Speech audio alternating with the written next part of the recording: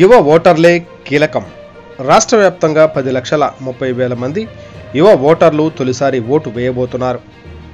మునుపెన్నడూ లేని విధంగా పెద్ద ఎత్తున యువ ఓటర్లు నమోదు అయ్యారు. తొలిసారి ఓటు వేస్తున్న వీరి ప్రభావం ఫలితాలపై ఎలా ఉండబోతున్నది ఆసక్తికరంగా మారింది. వీరిలో ఎక్కువ మంది విద్యార్థులు, చిన్న చిన్న ఉద్యోగాలు చేసేవారు కావడం విశేషం. ఇటువంటి వారిలో వలసదారులే అధికం. అయితే గ్రామీణ ప్రాంతాల్లో కంటే పట్టణాల్లో కొత్తగా ఎక్కువ మంది ఓటర్లు నమోదు అయ్యారు.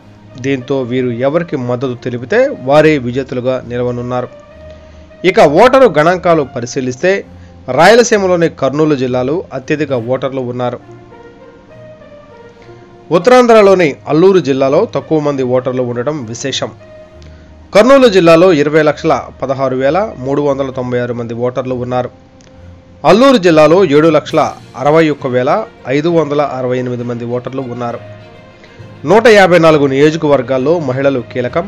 70 నియోజకవర్గాల్లో అయితే పురుషుల కంటే 5 నుంచి 10,000 వరకు అదనంగా మహిళలు ఉన్నట్లు తెలుస్తోంది. అందుకే ఈసారి ఏపీలో యువత, మహిళలు ఎటు మొగ్గు చూపితే వారే విజేతలుగా నిలిచే అవకాశాలు స్పష్టంగా కనిపిస్తున్నాయి.